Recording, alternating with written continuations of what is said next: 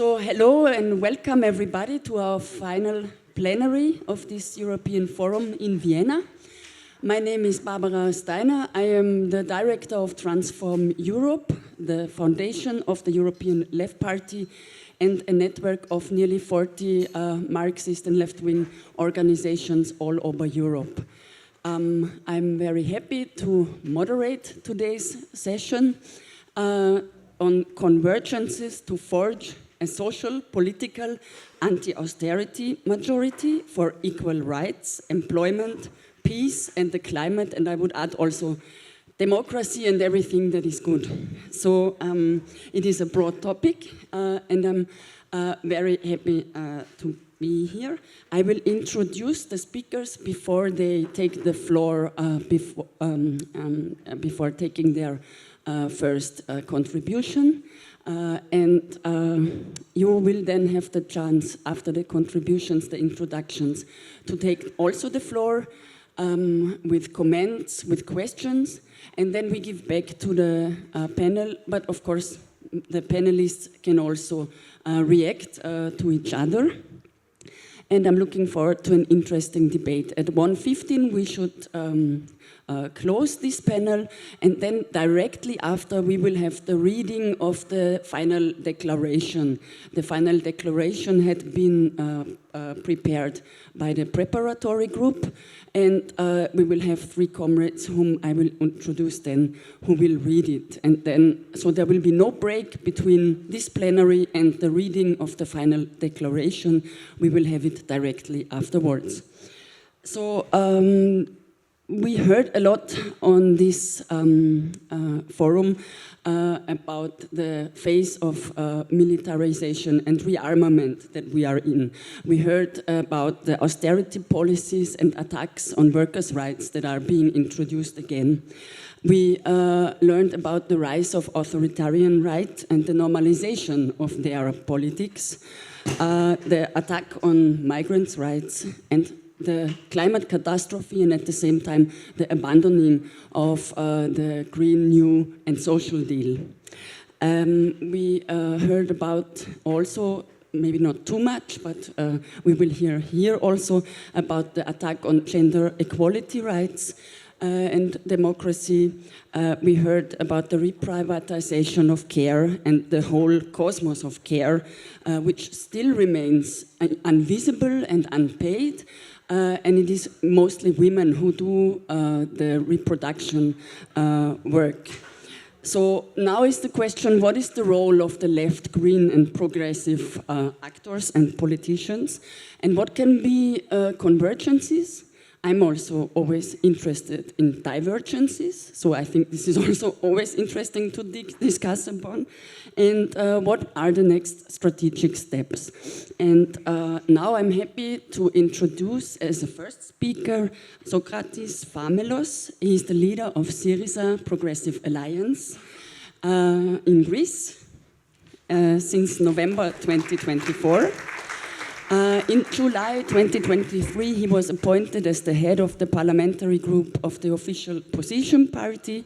He played a leading role in the development and coordination of energy and environmental policies with a focus on environmental and social justice as head of the environment and energy sector of Syriza. So many thanks, Sokrátis, the floor is yours. Thank you, Barbara. Dear friends and dear comrades, I'm very glad to participate at the 9th Forum of Left, Green and Progressive Forces. Since its beginning, 2017, the European Forum has provided a space for collective reflection and the search for synthesis and areas of convergence. In an era of profound and rapid changes, where peace and democracy are under threat, humanity is being questioned, the international law is discredited, and climate crisis and biodiversity loss are accelerating, inequalities are increasing, the importance of the European Forum is greater than ever. We must safeguard and reinforce it as a major tool to enhance this necessary dialogue of the progressive forces and promote common initiatives for an alternative strategy for Europe. We are facing a dark era of rising far-right forces, Trumpified politics, renewed wars, and the triumph of power over diplomacy and international law. We have witnessed the first genocide of the 21st century, the genocide unfolding in the Gaza Strip. We are witnessing the complete erosion of the European project as envisioned by its founders, the bulwark against war and fascism. Today, both of these evils have returned, threatening peoples, democracy, and peace. The dominant economic system is reaching its breaking point, as profit for a few prioritizes over social justice and environmental sustainability. Technology progress unfolds within widening inequality and security, while global climate commitments and the Green Deal stay on paper and remains largely unfulfilled. Overconsumption and resource depletion push the planet towards irreversible damage, hitting the most vulnerable the hardest.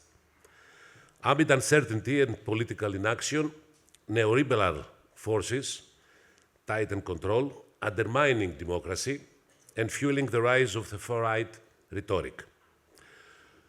The left has an historic duty, as it always has, to rise to the challenge of our time and to fight for peace, democracy, equality, and solidarity, to fight against racism, fascism, social inclusion and inequalities, to fight the climate crisis. This forum marks a vital step forward on the path toward that shared vision, a vision we owe to our youth, to the generation yet to come. Dear friend, as Pope said, the world is thirsting for peace. We have welcomed the agreement reached in Gaza, which, however limited and precarious, has allowed the release of the last hostages held by Hamas and hundreds of Palestinians imprisoned in Israeli jails. At the same time, we must unite our voices with the Palestinian people and demand the immediate end of the Israeli aggression, the cease of Israeli settlements in the West Bank, and the implementation of UN resolutions and international law for a two-state solution and an independent Palestinian state within the 1967 borders. The situation is equally worrisome regarding the Trump administration policies.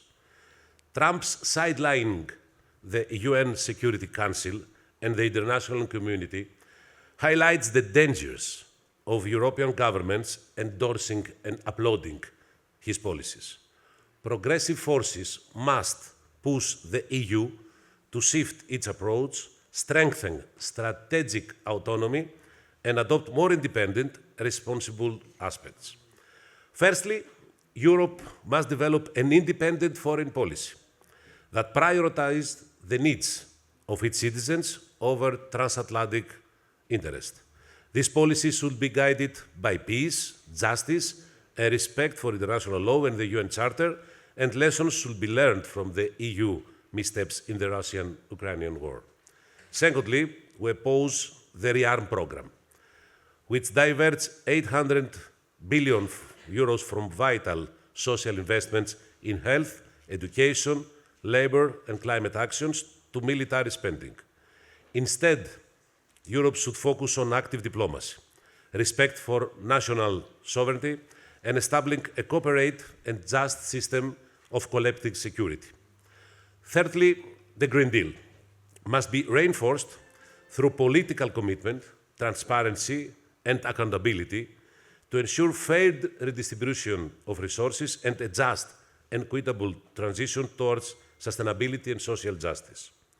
The Trump presidency makes it urgent for the EU to strengthen the political independence and security architecture through decisive strategic action. And it's doubly provocative and dangerous that in the wrong decision to militarize Europe, the EU accepted a partnership with Turkey, a country that violates international law in the Eastern Mediterranean, illegally occupies the territory of any EU member state, the Republic of Cyprus, and maintains an open casus belli against another EU member, Greece. The current situation in Greece bears striking similarities to the wider European landscape, where social and political crises are commonplace.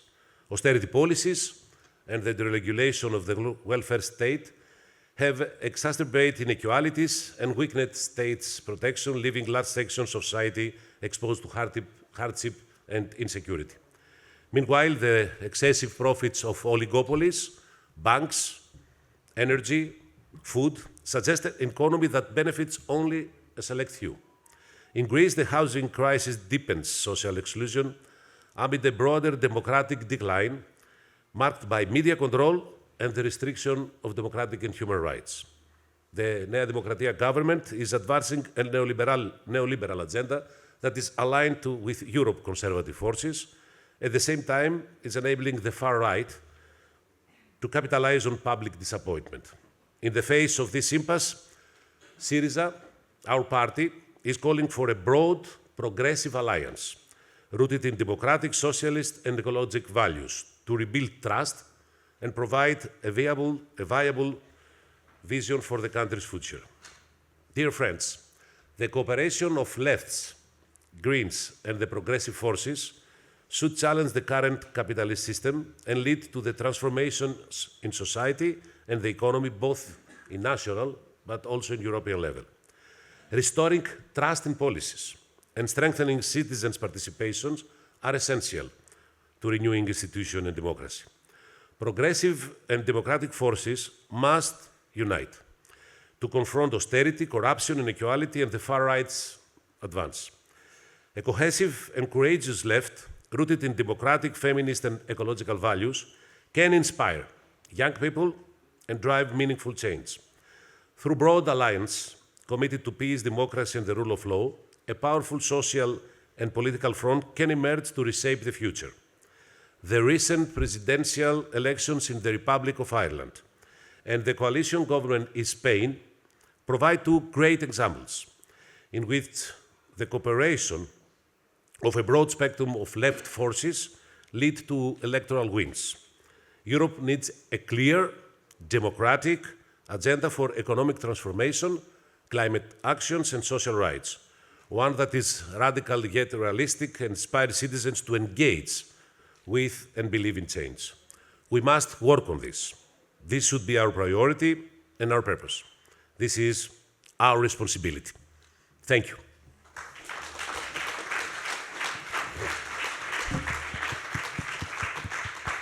Many thanks, Sokrátis. Broad alliances is what we need. Many thanks. I introduce now our second speaker, Cornelia Hildebrandt.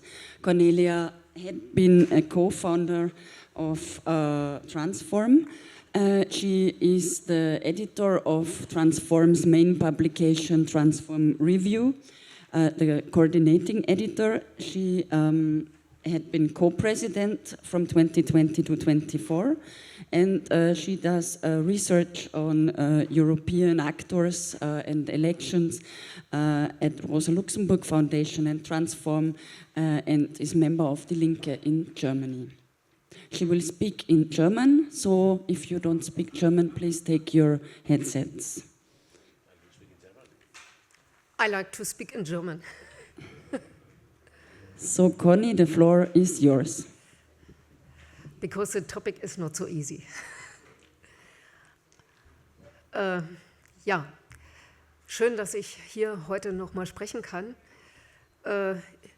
Ich denke, wir haben in den letzten beiden Tagen viel gehört über das, was die Linke tun muss. Und ich bin sehr froh, dass wir über das, was die Linke tun muss, sehr konkret sprechen.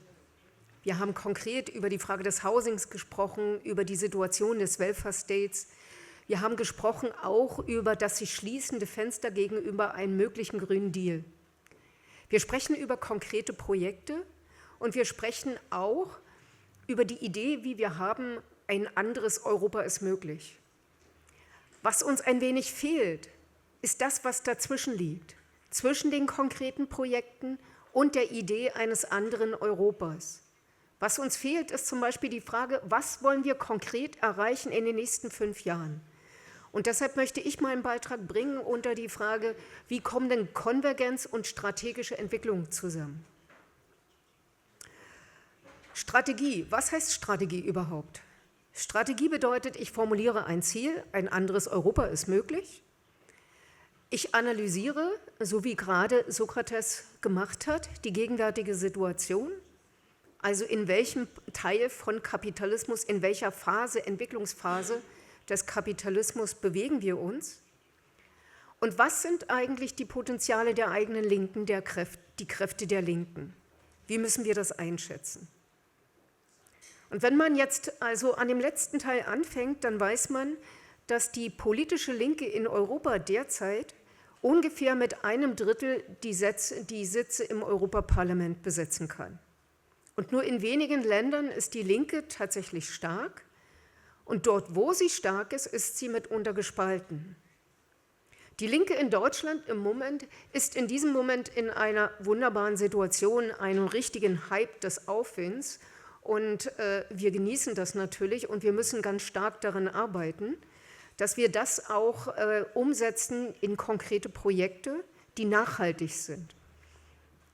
Das ist aber nicht so einfach, weil in Deutschland wie auch in Europa die Linke lediglich des progressiven Lagers 1/3 befasst.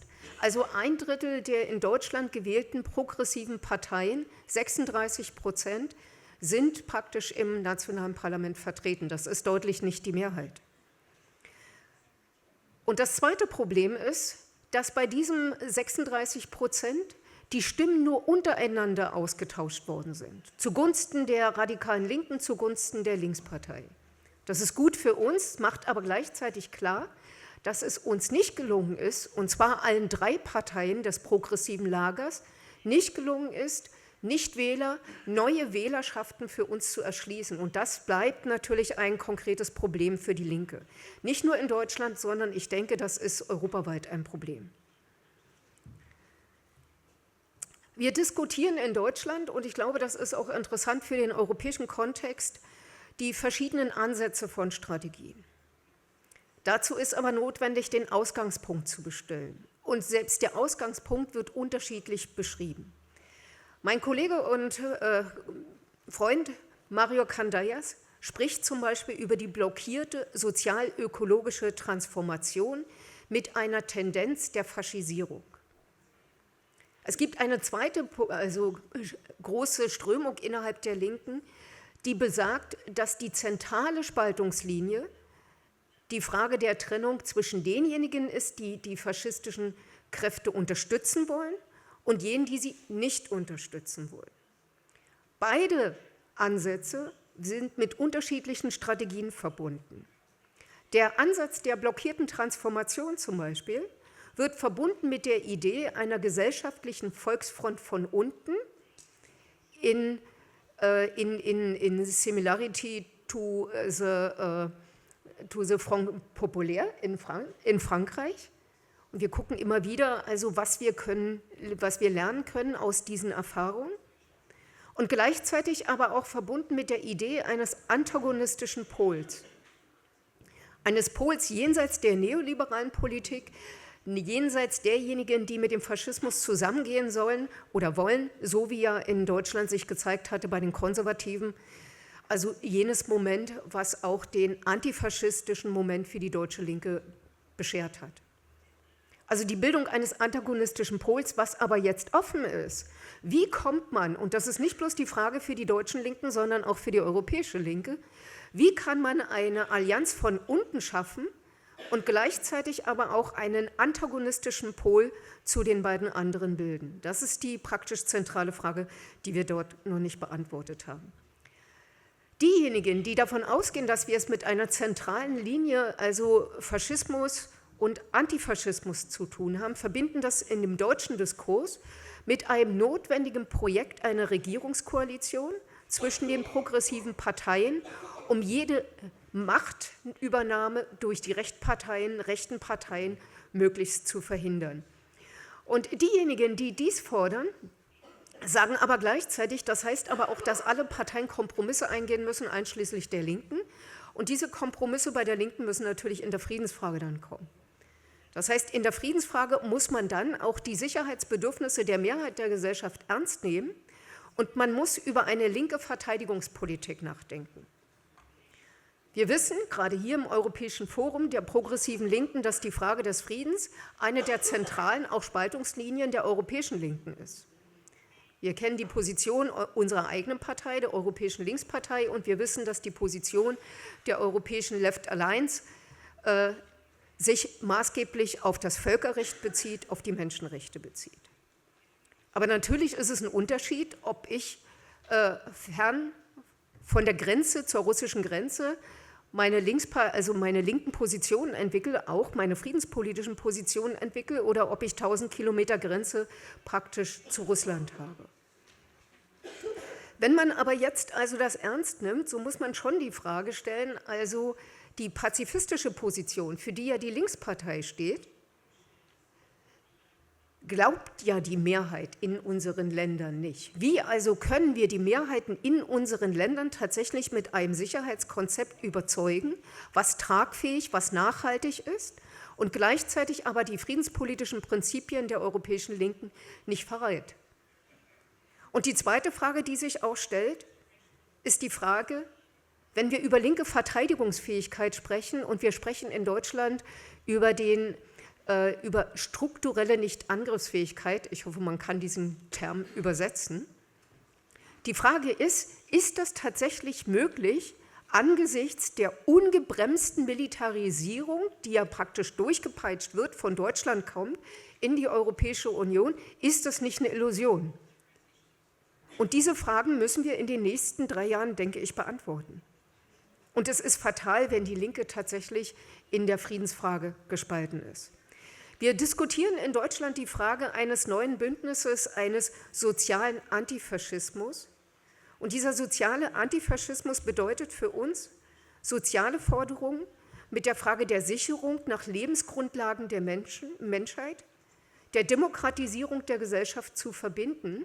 Wir versuchen also, ein alternatives Sicherheitskonzept zu entwickeln.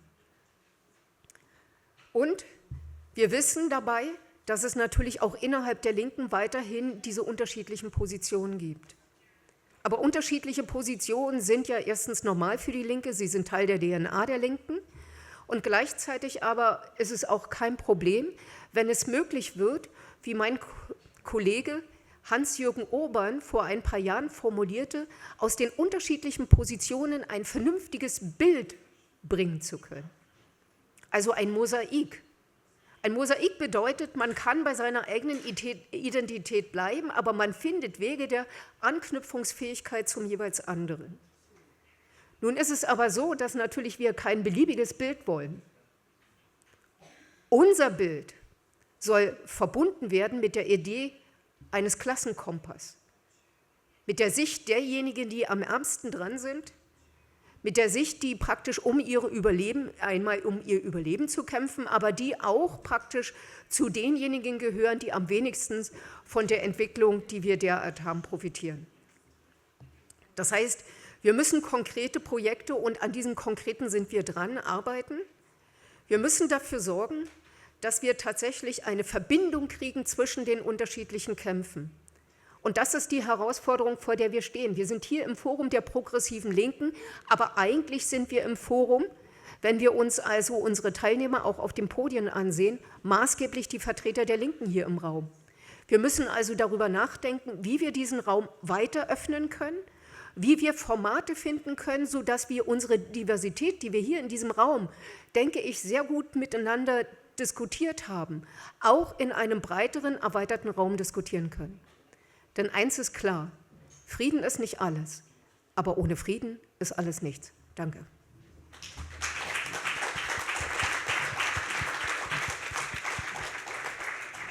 Many thanks, Cornelia Hildebrandt. So we will have now a short video.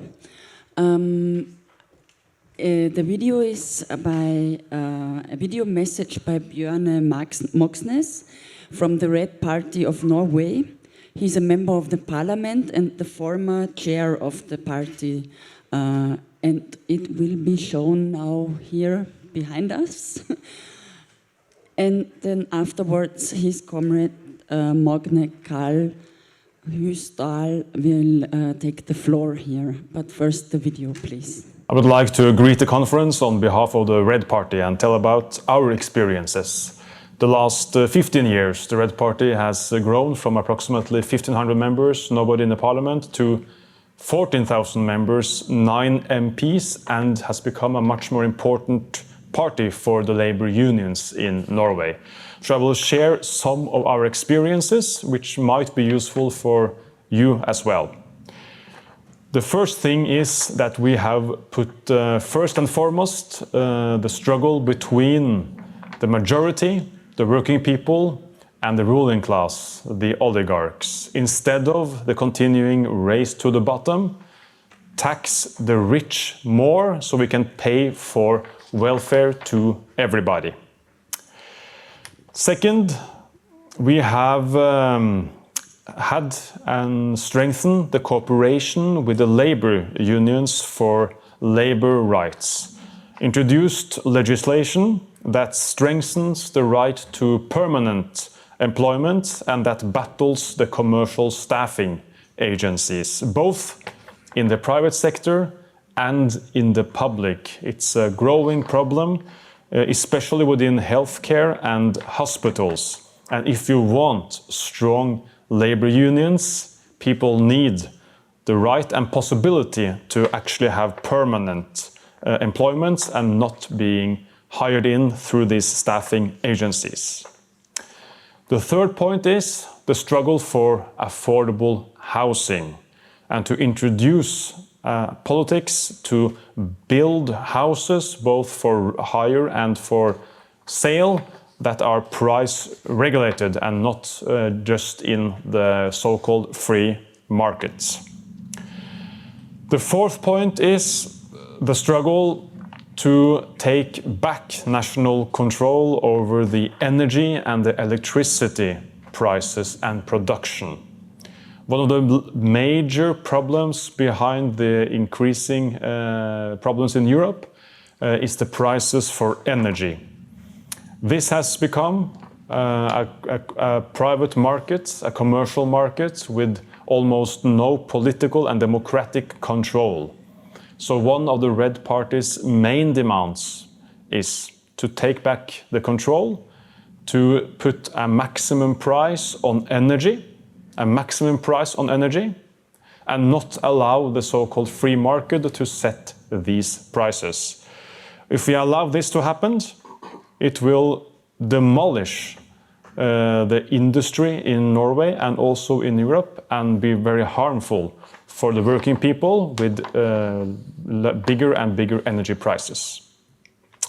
The fifth point is the struggle for people's right to self-determination, whether they live in Palestine or in Ukraine. We oppose all kinds of imperialism, whether it comes from Washington, D.C. or from the Kremlin.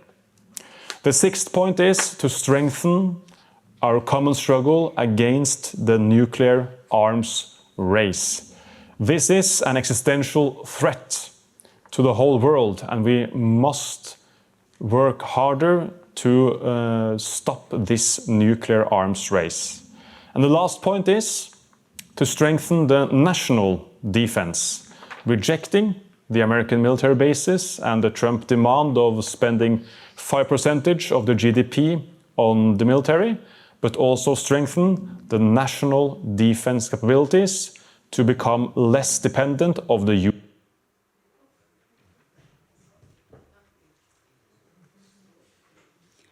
I think he was nearly finished. So I give now the floor to Magne Kaldhusdal. He became a member of Red Party in 21. was during 70s and 80s member of the Norwegian Marxist-Leninist Maoist movement, and in Red Party he has been a member of the International Committee of the Red Party. And Cornelia also talked about the contradictions or splits in the peace question, and I'm looking forward to hear now also contradictory and divergent positions. The floor is yours, Magne.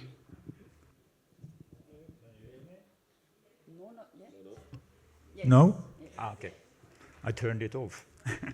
Thank you very much for inviting me to give this presentation. Bjørnar Moxnes has presented the overall policy of the Norwegian Red Party. I'll focus on the following question, based on my personal opinion. How can the European left best promote peace and security in today's Europe?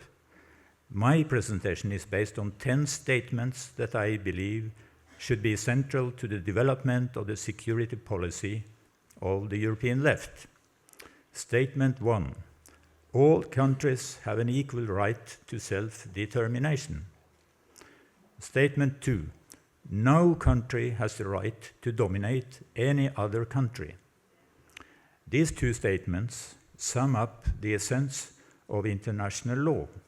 Officially, they have been uncontroversial among most of the world leaders after 1945, although we know that several of them have violated international law in practice.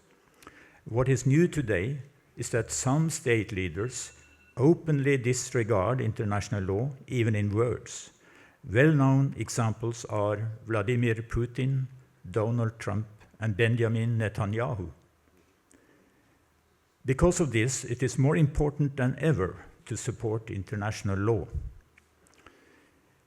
Statement 3.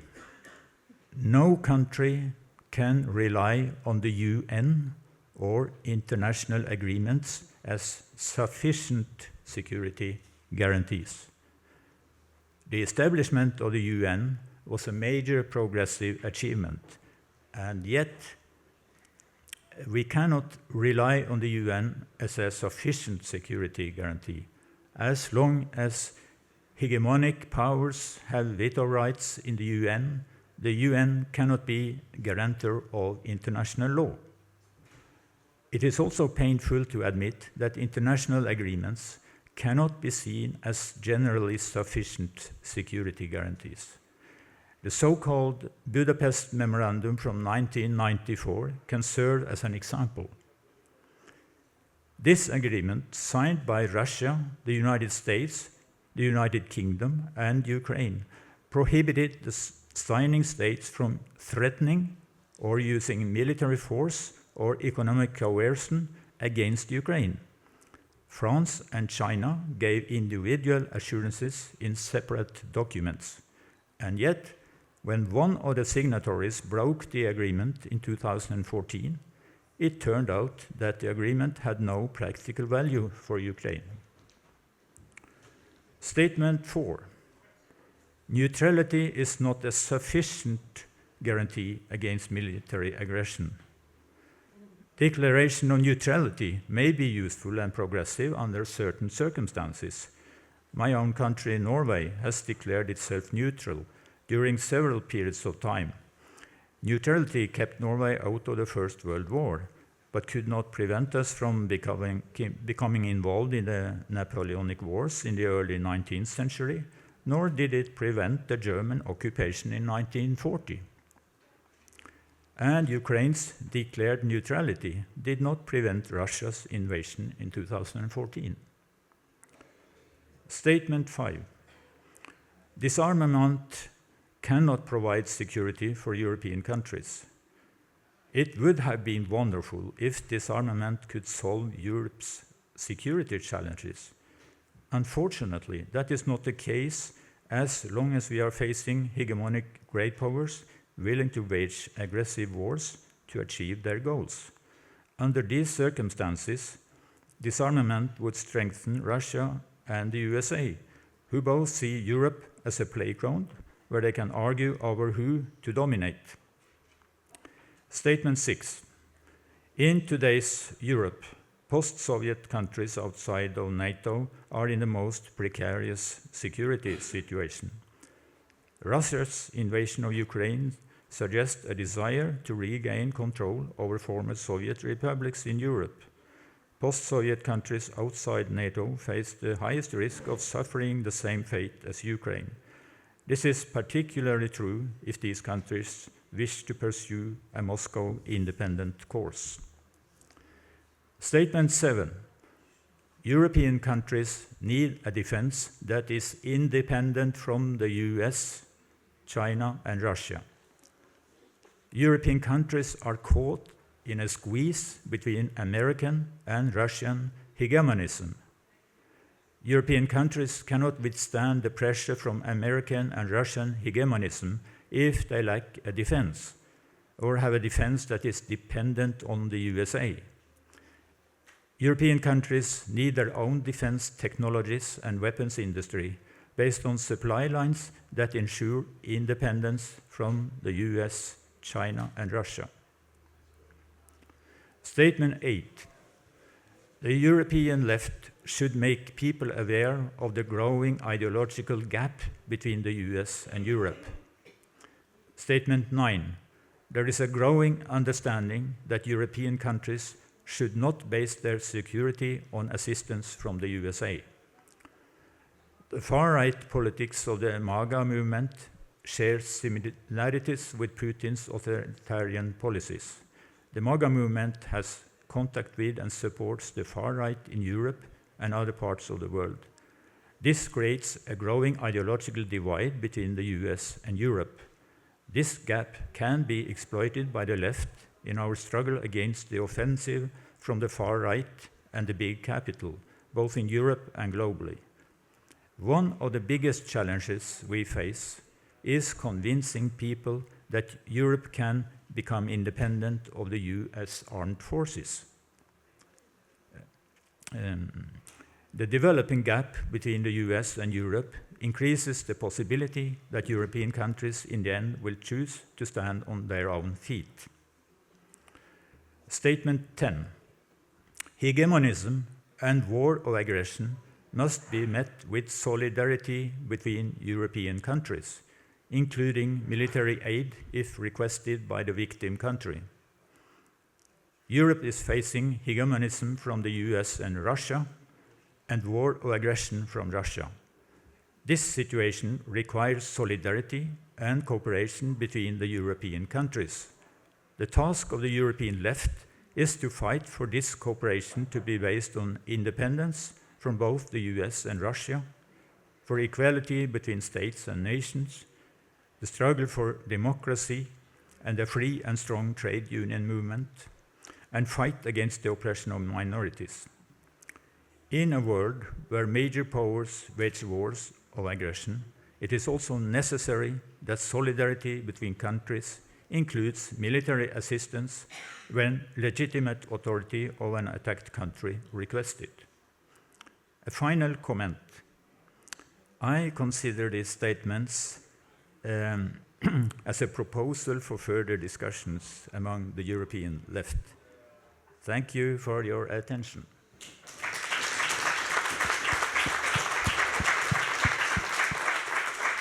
Many thanks, Magne. And I give now the floor to Hélène Bidard. She is a member of the National Executive Committee of the French Communist Party in charge of the relations with the Party of the European Left. She is a feminist activist and deputy mayor in Paris, responsible for gender equality, youth and popular education. Many thanks, Hélène. You are jumping in at very short notice for Comrade Boulet, who could not come here, so many thanks for taking the floor. Hélène will speak in French. Merci beaucoup, merci chère Barbara. J'excuse donc Vincent Boulet. Je voulais commencer par remercier Sokrátis qui en effet a dit l'importance d'abord de ce forum comme un outil majeur de partage ensemble, d'échange. C'est bon ?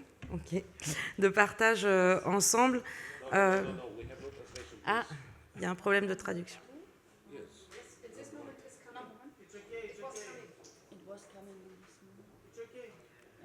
C'est bon? C'était au moment où je remerciais Sokrátis aussi, alors je le refais. Donc je le remercie d'avoir souligné l'importance de ce forum pour partager ensemble, pour faire progresser en fait notre pensée ensemble entre forces politiques, avec les syndicats surtout et également les fondations. Je veux dire que cette question des convergences est évidemment centrale pour nous, que comme les forces politiques et syndicales ici présentes, nous la pratiquons, nous évidemment cherchons à l'organiser de manière quotidienne, que ce soit dans des mandats électoraux, que ce soit dans des mandats syndicaux. Et donc il était très important d'avoir cette plénière en fin de forum sur ce sujet central pour la gauche. Fabien Roussel est notre secrétaire général du Parti communiste français, et Vincent Boulet sont originaires d'une région de France, dans le nord du pays, qui est très touchée par la désindustrialisation. Le départ de ces industries est dû aux politiques libérales, nationales et européennes. Et cette question d'une nouvelle industrialisation est importante pour nous et se pose depuis plus de 30 ans. Cela a eu des conséquences, parce que cette région du nord de la France, qui était historiquement marquée à gauche, est désormais un des terreaux de l'extrême droite. Et la gauche, pour l'instant, n'arrive pas, malgré toutes les formes de convergence testées possibles, la gauche n'arrive pas à faire reculer l'extrême droite dans les terres désindustrialisées. En 2022, le seul siège d'extrême droite perdu par le Rassemblement national l'a été grâce à un communiste, mais en 2024, le Rassemblement national a continué à progresser dans le nord de la France. Ce que je veux dire par cet exemple, c'est que le désespoir, l'absence de perspective, le sentiment que remporter des victoires n'est plus possible, c'est le terreau pour une propagande réactionnaire et pour l'extrême droite. Et ça s'est développé, et l'idée s'est développée, que les partis républicains, et particulièrement la gauche, ne pourraient plus répondre aux exigences qu'elle est censée porter. Nous devons absolument lutter contre ce désespoir, lutter contre cette attaque de la notion de progrès, lutter contre le fait que nous serions sur des rails et que les catastrophes allaient forcément arriver et que nous ne pourrions rien faire, même que les mobilisations ne seraient plus suffisantes pour changer les cours de l'histoire. La conséquence des échecs du mouvement ouvrier en Europe est importante. Les conséquences de la mondialisation capitaliste, la désindustrialisation, les inégalités territoriales importantes, fracturent la classe travailleuse et font ensemble le jeu de l'extrême droite et ensemble démonétisent la notion de progrès. Ils nous font donc créer des convergences à gauche d'abord. Évidemment, c'est la première chose, se rassembler la gauche, élargir et devenir majoritaire. Pour cela, il nous faut rouvrir un espoir pour le peuple, pour la classe travailleuse. Vous l'avez compris, pour nous, la question sociale est la question première, au moment où les inégalités se renforcent, où le démantèlement des systèmes d'imposition des régimes les plus aisés, le démantèlement des protections sociales, des régimes de retraite, du fait des politiques libérales, au service des plus riches, casse l'espoir et casse les démocraties. 21% de la population vit en situation de pauvreté en Union européenne. C'est 93 millions de personnes dans l'Union européenne qui sont pauvres. En France, nous avons des statistiques qui montrent que cette pauvreté a particulièrement augmenté. Entre 2022 et 2023, on a 650 000 personnes de plus qui sont passées sous le seuil de pauvreté, et nous sommes maintenant à 9,79 millions de personnes pauvres. Dans le même temps, en France, en 1996, les 500 plus grosses fortunes possédaient 6% du produit intérieur brut. Et en 2022, nous sommes passés à 45% du produit intérieur brut qui est possédé par les 500 plus grosses fortunes. En Europe, les 0,001% des plus riches des citoyens de l'Union européenne ont vu leur patrimoine augmenter de 237% sur la même période. Les 500 milliardaires européens ne consacrent que 0,25% de leur fortune à l'impôt. Pourquoi je donne tous ces chiffres? Évidemment, ils sont compliqués à retenir, mais néanmoins, nous n'arrivons même pas à concevoir cette augmentation disproportionnée de la richesse des 500 plus grosses fortunes et le fait que l'Union européenne, que les peuples de l'Union européenne plongent dans l'extrême pauvreté. Aucune réponse de la part de l'écrasante majorité des gouvernements européens n'a été apportée, ni par conséquence de réponse de la part de l'Union européenne elle-même. Les règles austéritaires budgétaires ont même été réimposées depuis 2024. La question des règles européennes est bien le problème. D'abord, il y a une dimension politique à ces règles, parce que c'est un levier pour mener des politiques d'austérité au niveau national. En France, les gouvernements se succèdent, mais la trajectoire budgétaire est toujours la même et renvoyée à la responsabilité de la Commission européenne. C'est un cercle vicieux. Le projet de budget ampute la croissance de moitié, aggravé par la politique menée au niveau européen et dans les États membres, et notamment la politique de surarmement pour la guerre, pour les marchands de canons, et pas malheureusement pour la défense nationale. Mais cette économie de guerre a été particulièrement visible dans le discours de Ursula von der Leyen sur l'état de l'Union en septembre dernier. La droite se recompose, et Cornelia en a dit un mot et je la remercie. Elle se recompose, pas seulement avec l'extrême droite d'ailleurs, mais des convergences de droite et d'extrême droite s'organisent très clairement. Le laboratoire italien des années 90 a clairement fait école au sein de la droite européenne. Un nouveau type de capitalisme est en train d'émerger avec une remise en cause des compromis sociaux, des compromis démocratiques issus des victoires de 1945. Des nouvelles modalités de pouvoir post-démocratique. Les forces de l'extrême droite ne sont plus des forces d'appoint, mais sont intégrées dans le projet porté par les classes dirigeantes de l'Union européenne, qu'elles soient issues des forces de droite, des forces de la bourgeoisie. Le cas du Rassemblement national français est, à mon avis, typique. Issu de l'histoire des fascismes européens, il y avait avant une diabolisation, elle n'existe plus. Nous parlions de cordons sanitaires pour contenir l'extrême droite, mais une partie de la bourgeoisie et une partie de la droite a clairement décidé de travailler et de faire des leaders d'extrême droite une banalité. Le plan de la priorité nationale est toujours là. Et ces échanges entre la droite, les classes dirigeantes et l'extrême droite sont devenus la normalité.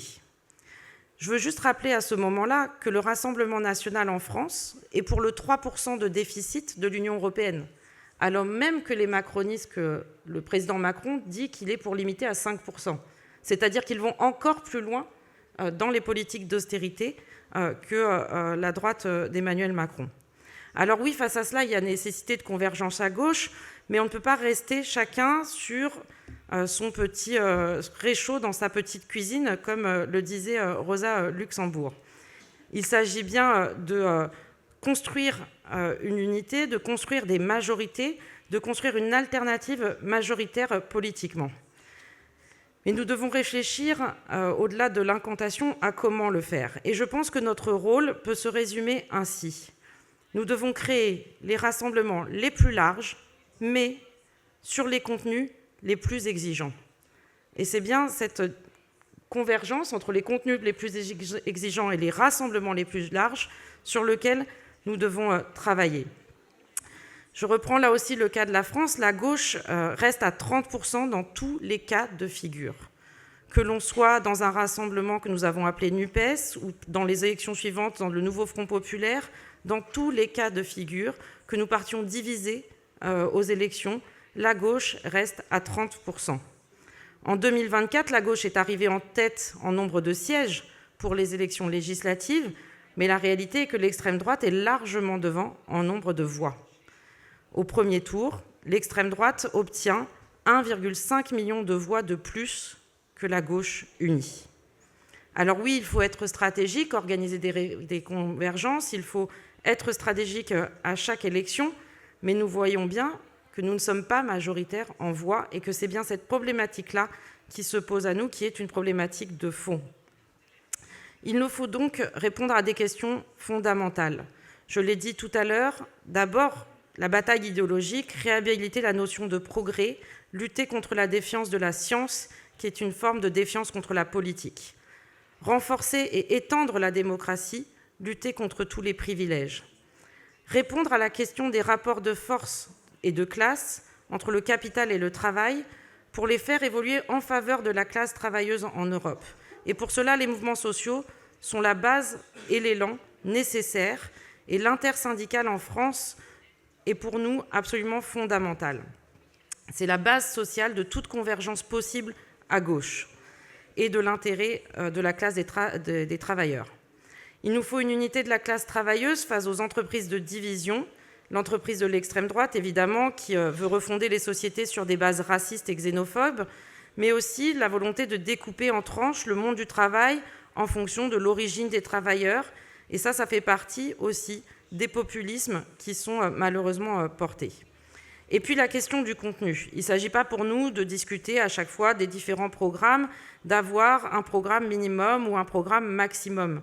Mais c'est plutôt la démarche concrète et précise pour ouvrir des brèches dans la domination libérale et capitaliste, démasquer l'imposture de l'extrême droite et faire la démonstration qu'un changement de logique est possible. Pour conclure mon propos, je veux donner 3 axes que l'on peut généraliser en Europe. Et je vais l'illustrer avec un exemple concret et social en France. D'abord, pour une politique pour la classe travailleuse, nous pensons qu'il faut une réforme fiscale profonde. Nous parlons en France de la taxe Zuckman pour taxer les plus riches. Il s'agit d'un minimum. D'ailleurs, Zuckman lui-même dit qu'il s'agit d'un minimum. De l'argent, il y en a, et il faut en faire la démonstration. Et je l'ai dit, avec l'argent amassé par les 500 plus grandes familles, que ce soit en France ou en Europe. Ensuite, nous avons besoin de plans massifs d'investissement. 100 milliards par an sur 5 ans, c'est possible et c'est finançable. Il faut mobiliser la création monétaire de la Banque centrale européenne, en plus de l'imposition sur les grandes fortunes.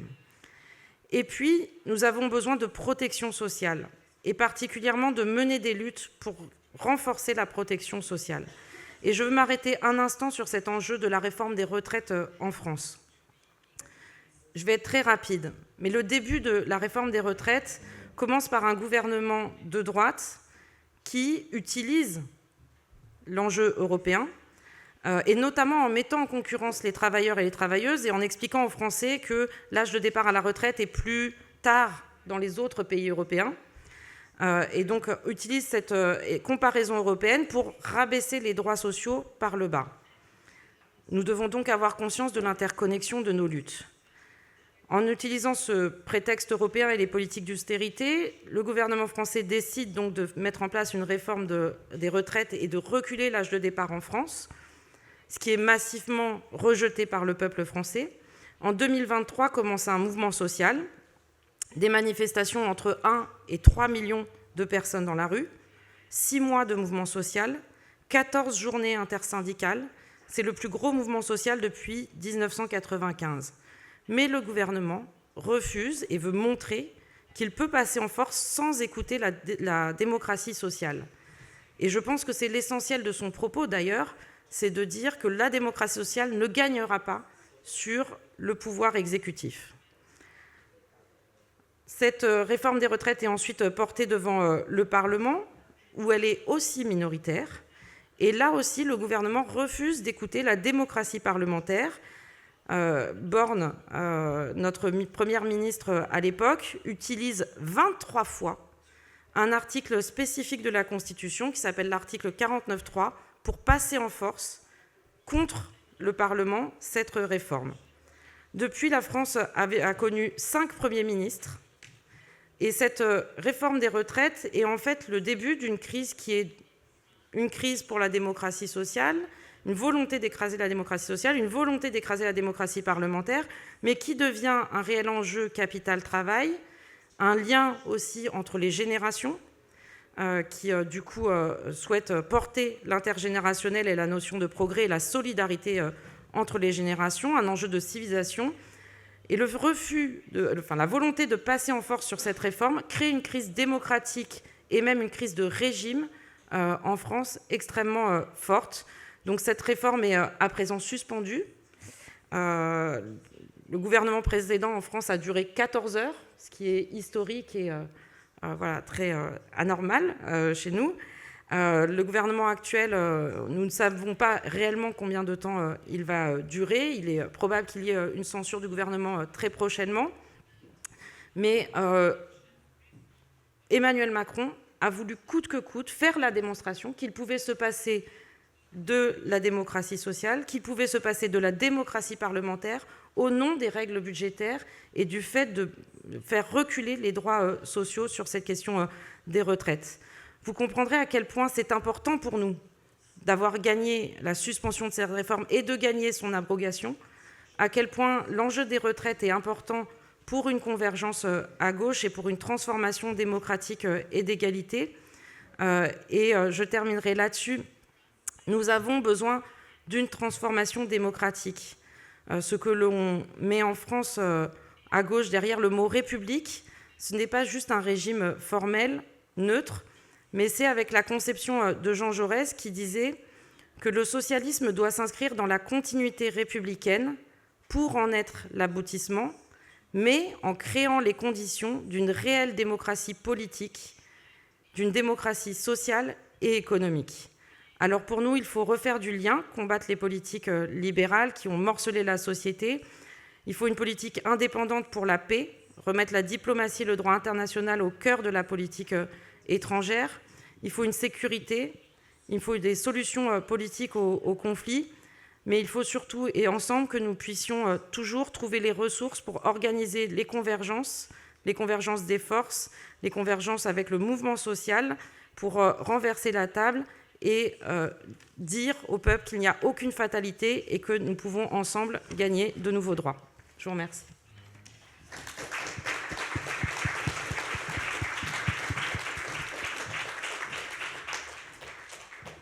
Many thanks, Hélène.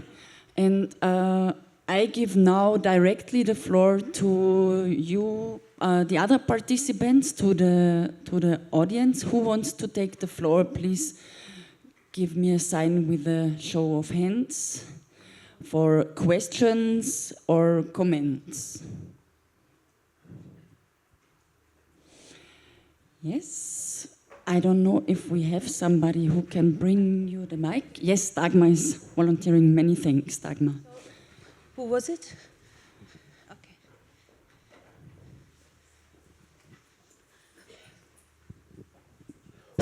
Hi, we started the campaign Stop Rearming Europe. This is fine. On the other hand, the comrade from Norway demand to strengthen the national arm industry. I think this is a contradiction, because it's not the task of radical left to strengthen national defense. And I think we are in the tradition of our grandfather Karl Liebknecht, who said the main enemy of us is in our own country. So, and part of this main enemy is also the national arm industry. So in Germany, we start the campaign Disarm Rheinmetall. I think in this way, we must go on and not to strengthen our so-called national defense force. Thank you. Thank you. I have a request for the floor by the comrade here in the front. No? Or Aline, who was the next? I didn't see it, sorry.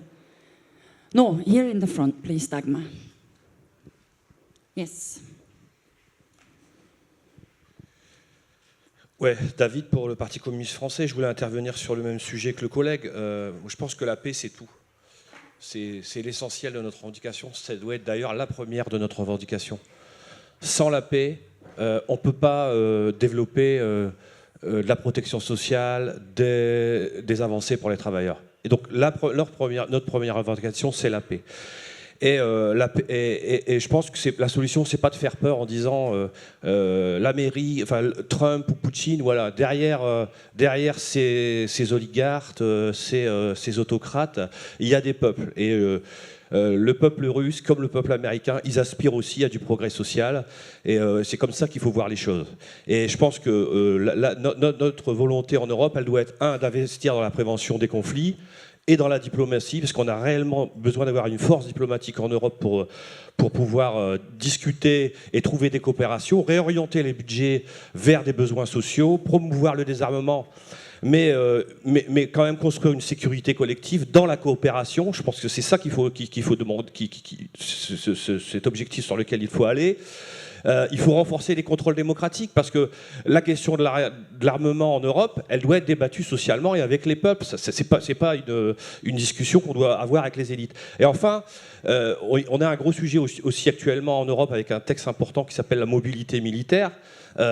Aujourd'hui, il n'y avait pas d'argent en Europe pour investir dans les infrastructures, nos ports, nos aéroports, nos chemins de fer. Aujourd'hui, il y en aurait pour détourner ces infrastructures au service de l'armement, de la logistique militaire, etc. etc. Et donc, ce qui est possible pour l'armement ne serait pas possible pour la société civile. Et c'est là qu'il faut enfoncer le clou, se dire oui, les infrastructures, il faut les développer pour le civil et uniquement pour le civil.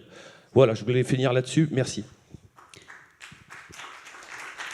Juste un petit rappel, c'est important de ne pas oublier qu'il y a de l'interprétation et donc de ne pas parler trop vite, parce que les interprètes, sinon, n'arrivent pas à suivre.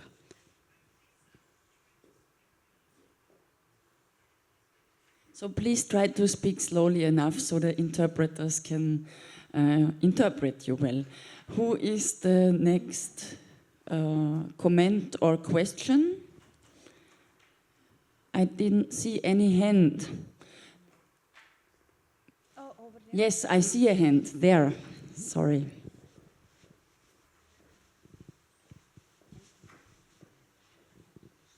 Maybe a woman then also? Thank you. My name is Arnjot Ask from Red Party, Norway. Since there was some comments on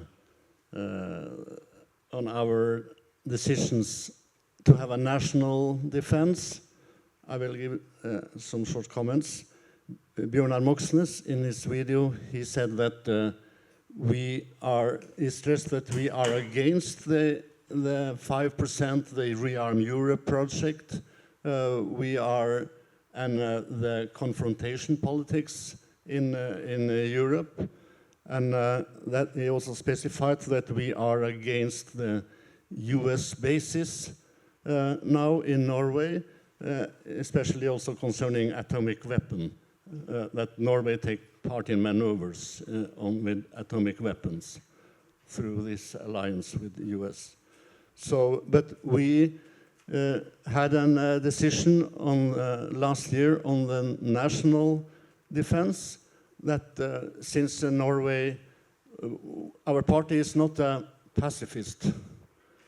We are for self-governance and for self-reliance. So we are against NATO. We have been against NATO all the way since the founding. And now, actually, NATO is occupying Norway. There are 12 US bases in Norway with the US majority and rulership laws. And there are, like in the rest of the Nordic countries, there are more than 30 others. And there also are in the atomic armaments placed in warcrafts and in other transport facilities entering the bases in Norway.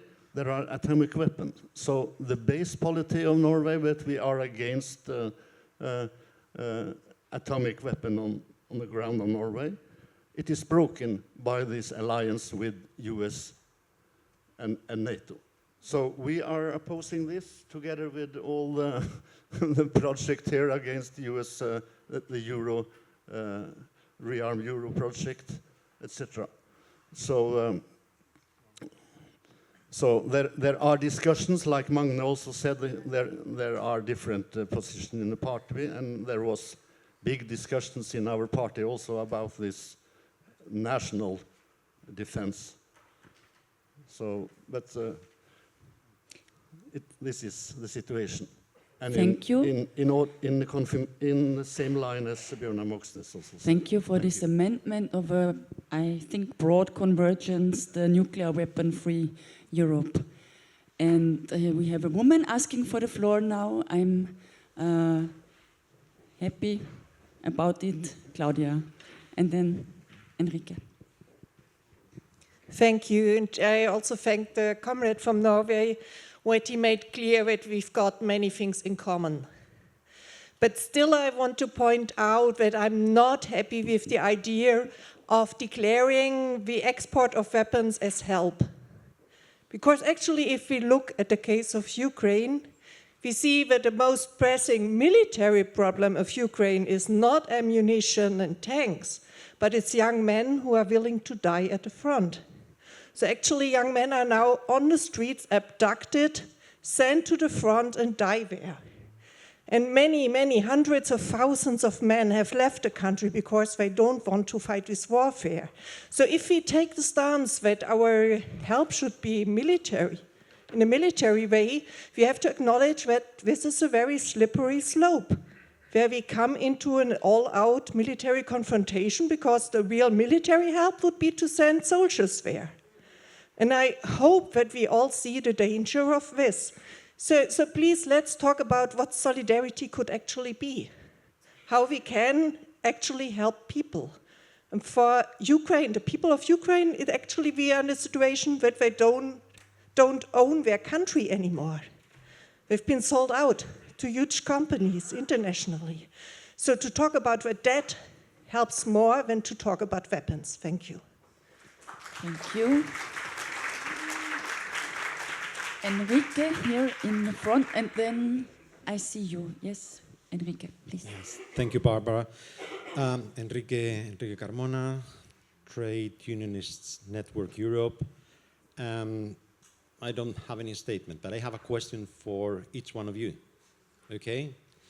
So, starting with Sokrátis, my question is, what concrete steps can be taken to forge a broad left alliance that includes grassroots movements, trade unions, and progressive parties? This is for you, Sokrátis.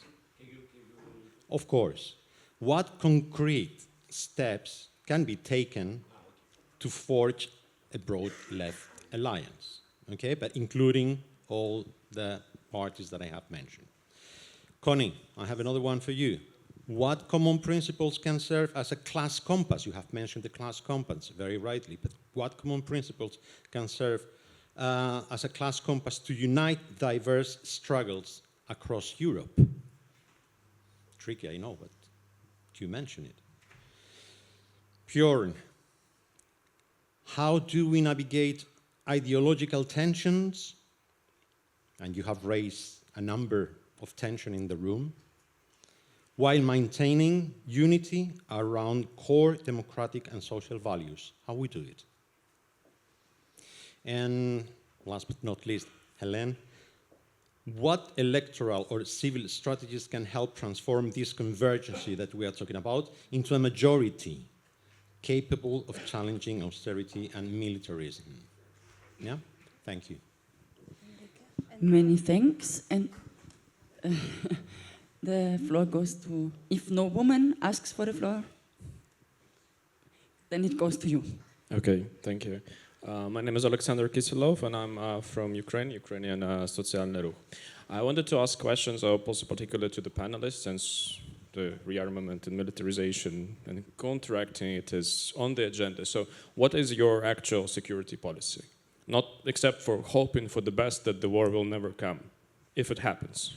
What is your answer? If it's not the neoliberal governments that you have, if you were in power, how would you respond? You live in the European Union, part of which is something that Russia claims, that Russia wants to control without any arguments. And if Russia, just like with Ukraine, which nobody believed in, decides to take it in its hands, what would be the response of the left? What will be your solidarity? And what kind of security you offer if you're criticizing what's happening? You don't need to support rearmament as it goes, but how you assess the situation. The military budgets that are spent, they are already quite high.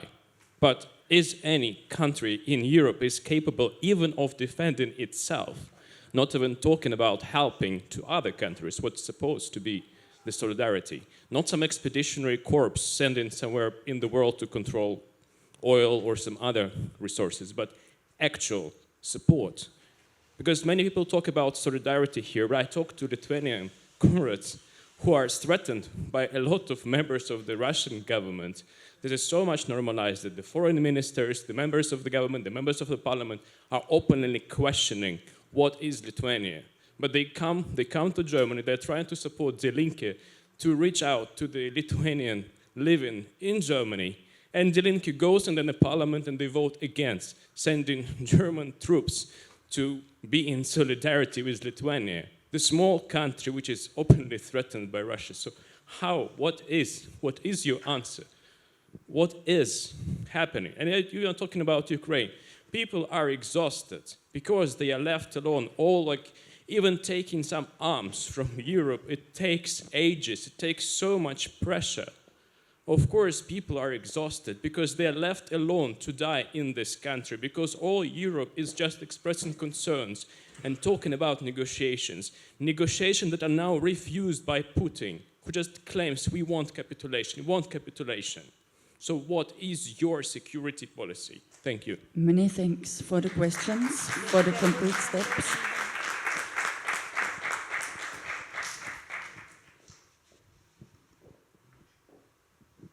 Hello, Néstor Prieto from the Communist Party of Spain, Izquierda Unida. I highly support previous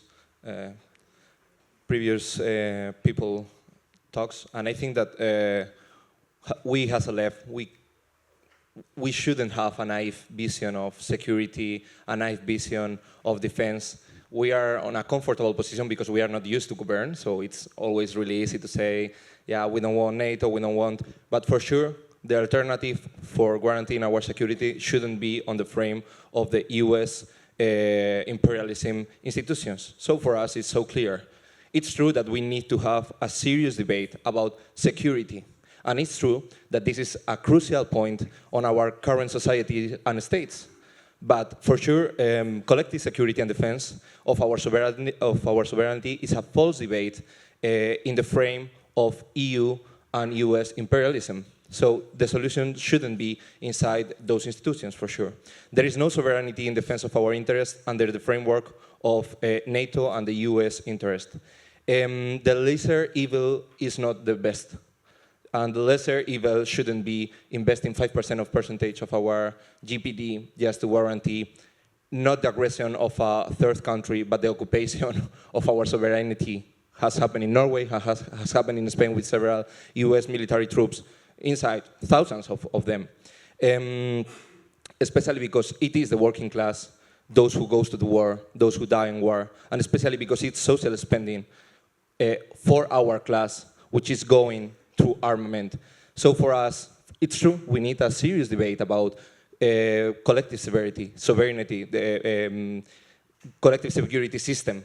And it's true that it's an uncomfortable debate for us. But the lesser evil shouldn't be ever an option. This is since the First World War, when we were giving money to send our comrades, our working class colleagues to the war. This couldn't be a real option today. So we understand, and we, as a left, we need a serious debate about collective security, but never putting the working class in the middle, never with our money for our education and healthcare system, and never feeding the war machine, because we, the working class, are the ones who go to the war. Thank you. Thank you. I see no hands to take the floor, neither by men nor women. That's why oh, yes, there is still one request for the floor. Many thanks. And then we will come back. Hallo, mein Name ist Susanne Empacher und ich werde jetzt in Deutsch sprechen. Ist das möglich? In ja? German, yes, in it German? is possible. Yes, thank you very much. Ich bin in der Kommunistischen Partei in Wien in Österreich organisiert und meine Frage, oder ich habe ja gar keine, sondern ich verstehe schon, dass hier die Emotionen auch sehr hoch sind, weil diese Kriegsgefahr uns ziemlich beschäftigt. Welche Schritte können wir für Widerstand leisten?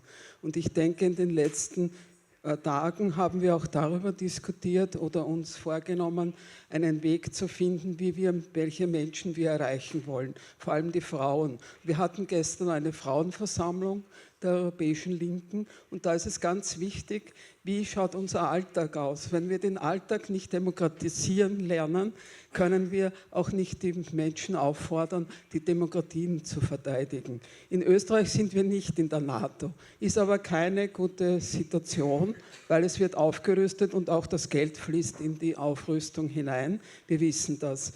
Und eine interessante Geschichte ist, dass im Bundesheer, des österreichischen Bundesheer, viele junge Männer dienen, die mit Migrationshintergrund sind. Sie sind Teil der Arbeiterklasse. Das heißt, sie werden Österreich in diesen Umständen, wenn eine Kriegssituation wäre und man sich überlegt, dass das Bundesheer vielleicht Österreich verteidigen könnte oder müsste, würden uns Migranten verteidigen. Und das ist auch ein interessanter Aspekt, wenn man darüber nachdenkt, dass eben diese Gesellschaft sich sehr verändert hat und auch die Linke und die Arbeiterklasse ein anderes Gesicht hat.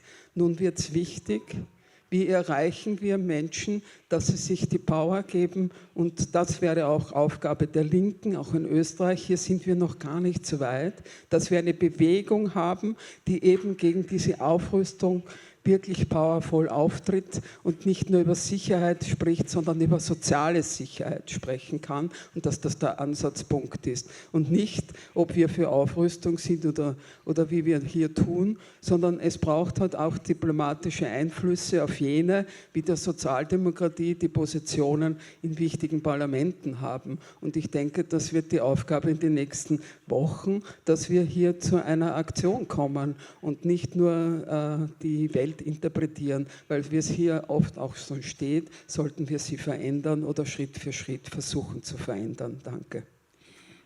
Many thanks, and I have now still one last request for the floor, and then we will come back to our panelists.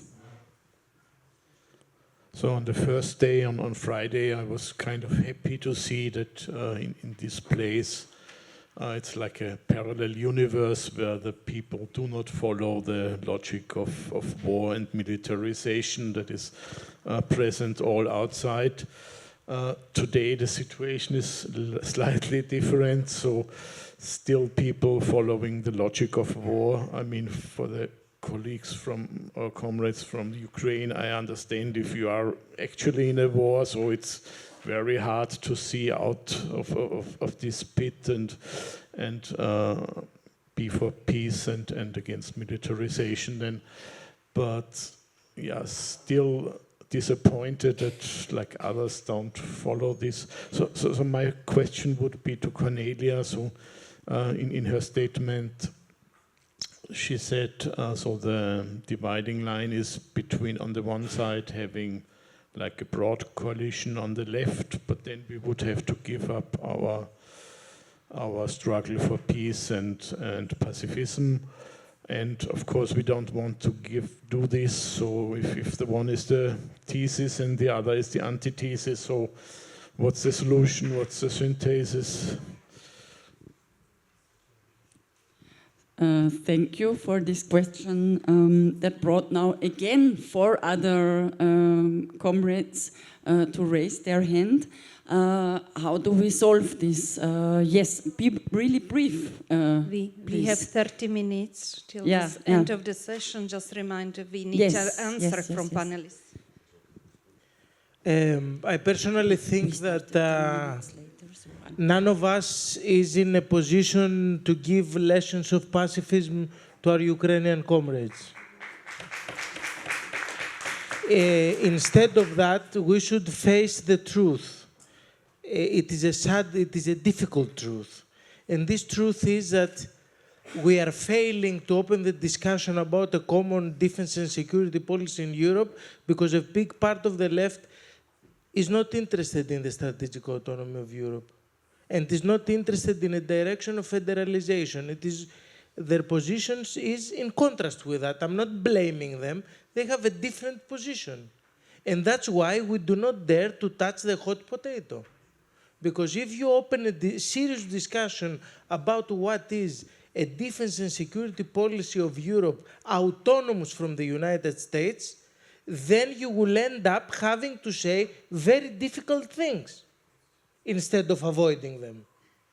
So instead of giving lessons to Ukrainians about their dizziness because they are at war, their political dizziness because they are at war, we should congratulate them for giving a brave fight on behalf of all Europeans and especially of all Eastern Europeans that are openly threatened by the most revisionist authoritarian regime on the European continent. Enough. Thank you. I have now the request by this comrade, this and this. Yeah, you still. I have to close the list of speeches. And I would like to ask you, I mean, emotions are important, but it's also important to stay calm and to discuss on same eye level with each other. So please. Where? The comrade with the long hair. And the comrade with the white shirt. Yeah. Dear comrades, I would ask of you to I think we should push this discussion in a way where it is rooted in the material and social reality of our world. When we speak about Ukraine or any other people, or better said, working class that is fighting a resistance war, then of course the war of resistance is to be supported. The reality in Ukraine, but is that this war, yes, it is being fought by the working class, but the working class is not the one in charge of its resistance against the authority of the Russian Federation. And I think if we want that this war comes to an end in peace, and if we want to support the Ukrainian working class in its resistance against fascism, then we need to move this war in this resistance fight in a position where the working class of Ukraine is making the decisions and where we also at the same time push for a peace. Because yes, even though the working class of the Russian Federation is completely deluded and subdued by the propaganda of the fascist state, those are still working class people, and we need also by that to support the resistance inside of the Russian Federation. We need peace all over the world. We need decision making by the working class. Our goal should not be to support any state that wants to wage war, no matter what they are propagandizing to us that their goals are. The matter here, as it is always have been, is the working class fighting for the interests of the ruling class, and that must end, dear comrades. Thank you. Thanks. Now the comrade with the white shirt. No, in front of you. Yeah. Patrick, thank you. Yeah, I will be very quick because I think my comrade from Ukraine has better things to say than I. I would just like to point one thing. Throughout this whole forum, we have been talking about how we need to respect every nation's right to self-determination and to autonomy, how we need to listen to the people of Palestine and the people of West Sahara and the people of Catalonia and Ireland and so on, and we need to respect them and their decision on what they should do with their country. Except when it comes to Ukraine. When it comes to Ukraine, we do not listen to their people who are present with us. We do not listen to the people who say in every opinion poll and whatever that they want to continue and they don't want to capitulate to Russia. when it comes to Ukraine, every person in this room suddenly becomes so smart and start lecturing Ukrainians on what they should do with their country. No, we should be listening to them. And if they are saying to us that they need to defend themselves and we need to give them that opportunity, then we should have that discussion. We should not run away from our responsibility. We can disagree, you can have different opinions, but we cannot turn our back towards the question at hand. We are talking about peace, we should talk about peace, but the reality is war is in Europe, war is in Ukraine, and they are begging us to give them every possible option so they can defend themselves from Russia, and we are turning our back away from them. And that is not moral, and that is not right, and that is not in the spirit of the European left. Thank you. Dear comrades, my name is Vitaly Dudin. I came from Kiev, Ukraine, NGO Социальный рух or social movement. So we are in a big trouble, it's true. The war is here, the war is in Ukraine, the war is in Europe. And you know, peace now, it's something like utopia. It's, I don't know, it's something that's not real. It's something opposite to what we have, because war is here, Putin tries to destabilize all the countries in the EU, and you will not have the normal life as it was before. Yes, I totally wish a good luck for French and the German workers to obtain the level of the welfare that was before, but now we have the new reality, and leftists should not fight the reality. They should fight against imperialism. They should stand on the solidarity ground. They should help to those people who are the most affected, those people who are most oppressed. We are, as Ukrainian left, supporting all the national emancipatory movements in the world. And we stood for Palestinian people in Kiev, in solidarity with those people who are striking against the Israeli military machine. And we are standing on the real solidaristic ground, and we understand that only solidarity is a response to the deaths and killings and to imperialism. It's impossible to maintain a life as it was before. And talking about some social contradictions which are deeply enrooted in capitalist system, situation is much more worse than it was before. And I want to appreciate Magne, who told us that we should think at least about possibility for independent and sustainable defense policy. We are in 2025, and we should be in a modern reality, but not in a Cold War reality. I think that analysis of geopolitical relations is stuck in the times of Cold War, when we have, I don't know, American imperialism and the Eastern Bloc, and that's all. And we totally deny the agency of countries like Ukraine, for example. And it's a big pity for me to hear that you are denying the agency of Ukraine. I think that we should think globally. We should think about the perspective. And if leftists today will not decide on such simple issues like support for those who are oppressed, we will get even more trouble. Long live international solidarity. Stand with Ukraine. Thank you. And the last request for the floor, Attila, please. And then we Dear give comrades, back to the we are panelists. here to explain to everybody that we need peace. We have to collect all our forces. We are not here to defend any government in Europe, not only European Union. I am personally not here to defend Zelensky or Putin or somebody who wants to have more weapons. I was living 5 years in Ukraine, in Odessa. My comrades was killed in 2014 in Odessa. They are my comrades. Please, for their memory, have a common force to stop this war, not to die on this side, on the other side. Please, please help to make peace for everybody.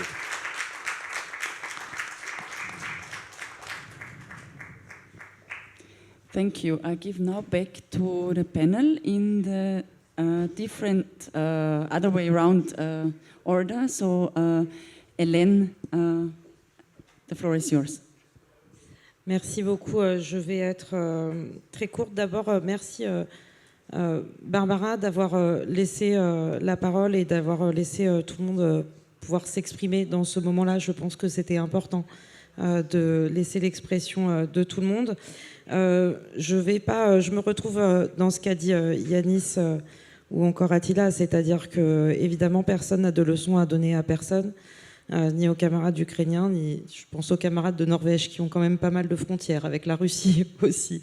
Et pour être allé en Norvège, voilà, c'est évidemment une autre réalité que la réalité française, et donc nous devons tous respecter ces réalités-là et comprendre par contre notre unité, notre intérêt de classe. Et je m'en arrêterai là parce que nous avons eu 2 plénières vendredi qui, il me semble, étaient importantes, et notamment des plénières où on a pu écouter les salariés et les syndicalistes qui, à mon avis, sont aussi majeurs dans la défense de la paix. Ce que je veux dire, c'est que la guerre, ça n'est pas le résultat d'un engrenage contre lequel personne ne pourrait rien. C'est pas tombé du ciel, si je peux m'exprimer ainsi, mais c'est bien un choix correspondant à des intérêts impérialistes, à des intérêts de classe, à des intérêts politiques de certains. Et c'est bien cela qu'on doit pouvoir analyser ensemble. Et que dans tous les cas, que ce soit sur la question ukrainienne, et on pourrait parler aussi du Congo RDC, on pourrait parler du Sud-Soudan, où un massacre se déroule actuellement, on pourrait parler de Palestine. Dans tous les cas, ce que ça nous a montré ces derniers mois, ces dernières années, c'est que le consensus de Davos, que la diplomatie issue des consensus de 1945 est en échec profond, parce que c'était une diplomatie qui a été faite par et pour l'intérêt capitaliste et pas pour l'intérêt des peuples. Et c'est bien sur ça qu'il va falloir travailler profondément. C'est une autre diplomatie, une diplomatie féministe, une diplomatie de coopération, une diplomatie par et pour la classe travailleuse. Alors, on a des urgences, et il y a des débats urgents et importants à avoir à gauche, c'est sûr, mais profondément dans le temps, on a aussi besoin d'avoir ces discussions-là parce qu'on a besoin d'alternatives politiques durables. Et la paix, elle doit être durable. Et donc, on le voit, y compris avec la question de la Palestine, où il y a un cessez-le-feu, il y a un génocide, il y a un cessez-le-feu, mais si on veut une paix durable, il faut aussi construire la démocratie et respecter les peuples et leur permettre de pouvoir avoir cette autodétermination des peuples. Et c'est bien cela sur lequel on va aussi devoir travailler. Donc je ne veux pas m'immiscer dans ce débat parce que honnêtement, je ne me sens pas assez compétente et assez instruite pour trancher aujourd'hui le débat qui était important néanmoins d'avoir. Je veux juste être très rapide ensuite sur les stratégies électorales et ce que tu as pu me poser comme question. Parce qu'à gauche, pour être majoritaire, là aussi, on a les temps courts des élections qui souvent nous contraignent. Et je crois que Connie a très bien montré aussi comment les coalitions de droite et d'extrême droite contraignent les convergences. Et parfois, tant mieux. Honnêtement, s'il y a une convergence à gauche et un nouveau Front populaire à gauche, c'est parce qu'en France, c'est parce qu'on a l'extrême droite aux portes du pouvoir. Sinon, je peux vous dire que tous les partis de gauche seraient tous partis seuls et qu'il n'y aurait pas de convergence. Tous. Malgré l'annonce. Voilà. Donc, un mouvement, le mouvement social, la réalité de l'extrême droite contraint la gauche, et tant mieux, à se rassembler à certains moments électoraux. La difficulté, c'est que si on se rassemble sur un contenu qui est déceptif, y compris même si on gagne les élections et qu'on est déceptif, ce qui arrive régulièrement quand même avec les social-démocraties, on a des expériences en cours, mais on peut être déceptif. Quand on est déceptif, on le paye durablement, électoralement. On fait la preuve que la gauche serait en échec, durablement. Donc on doit travailler sur des contenus ambitieux, et c'est pour ça que je disais les convergences les plus larges, mais sur les contenus les plus exigeants. Et c'est bien pour ça qu'on a besoin de monter un rapport de force, lutter contre l'abstention, lutter contre l'extrême droite, mais aussi lutter contre le fait que la gauche soit en échec et que la gauche ne soit pas porteuse notamment des aspirations du mouvement social. Et les fers de lance de ça, ce sont les syndicats et les associations. Et c'est tout ce travail-là que nous devons faire, qui prend du temps, parce que nous avons perdu énormément de batailles idéologiques. Ça prend du temps. Et en même temps, on a des urgences avec l'extrême droite au port du pouvoir partout en Europe, voire déjà au pouvoir dans certains pays européens. Et donc c'est bien cette tension entre les convergences les plus larges et les contenus les plus exigeants sur lesquels nous devons travailler ensemble.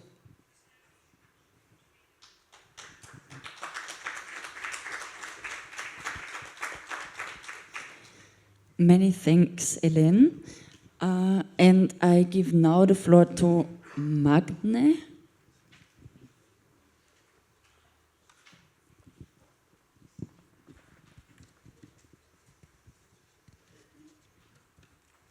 Okay, thank you. Thank you for, do you hear me?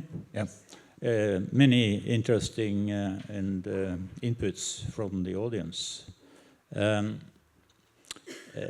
Generally speaking, I would say that I like the heading of this session, which is, as I understand it, about how do the left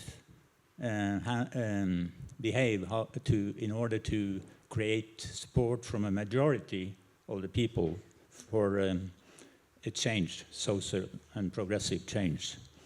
This is something I agree upon, and I think this is a part of the strategy of the Red Party in Norway, and the reason that we have had some success, as Bjørnar Moxnes mentioned in his video.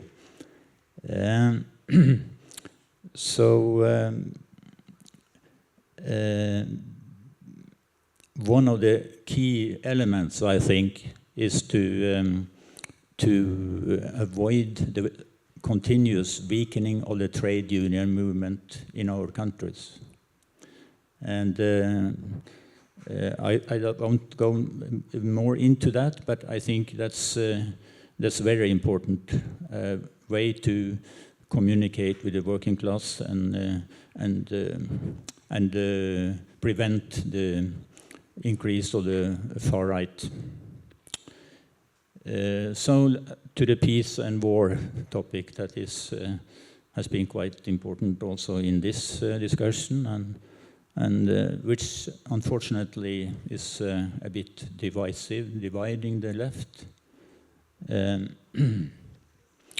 I think, as Hélène said, it's one moment here is that the distance from Moscow is important. If you have Russia on your border, like Norway, having the biggest nuclear weapons strategic arsenal, some 100 kilometers from our borders, maybe that contributes, of course, to fear among the people. And yet, I think if you look at the left, also in Norway, we are much more clever at supporting the Palestine nation than the Ukrainian nation. And that cannot be about geographical distance. There must be some other explanation. I also had yesterday at a workshop, I heard an intervention from Sinn Féin, a representative of Sinn Féin. And he said something interesting. First, let me say something about Ireland and Norway. Ireland and Norway, they have in common that they are small states, small European states, on the border of the seashore, but they are different in the sense that one Ireland is outside of NATO and quite far from Russia, whereas Norway is inside NATO and very close to Russia.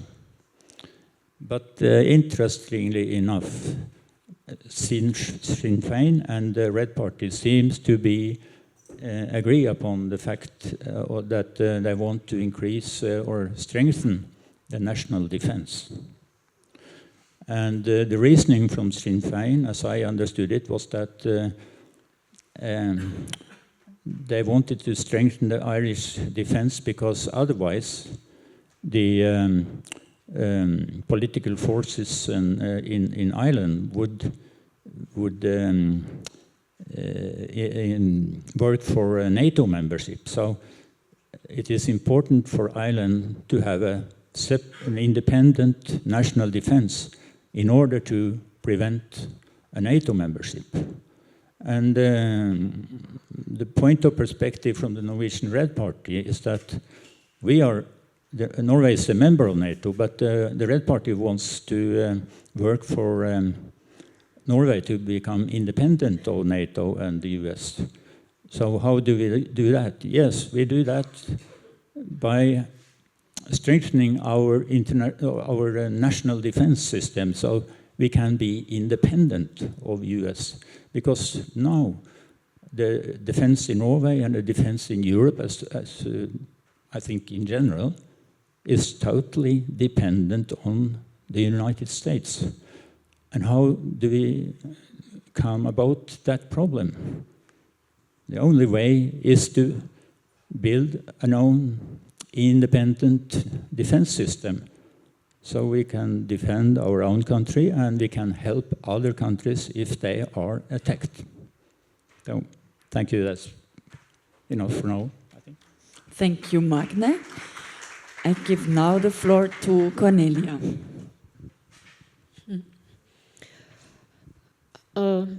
It's not so easy to answer the different questions because what is solidarity in the concrete field? From my point of view, the fight against the militarization of the EU is also part of solidarity against the people in every country, because the militarization is going in the direction of the escalation under the condition of nuclear weapons. And that means we have to looking for which ways we can avoid such escalation. Please maybe refrain from doing the applause in the middle of speeches. Please do it only at the end so we can not interrupt each other. Thank you. So start your sentence again, please. No problem. When I come to the thesis and antithesis, what I reflect is a German discussion what we have in this moment, yes? And it's not so easy to find a concrete, the answer, the very good answer and the bad answer, of course. And to looking for the synthesis is also complicated.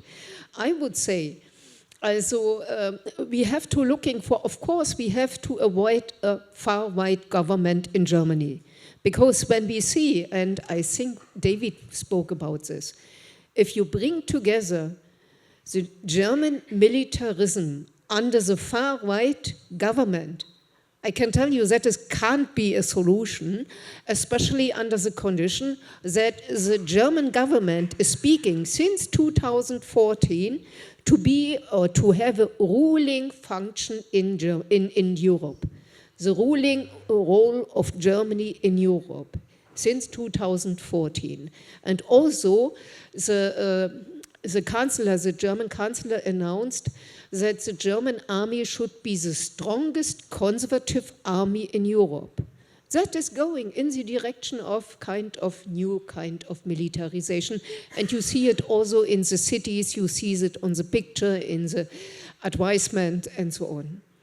So, but how we can get the majority to avoid a far-right government includes the AfD.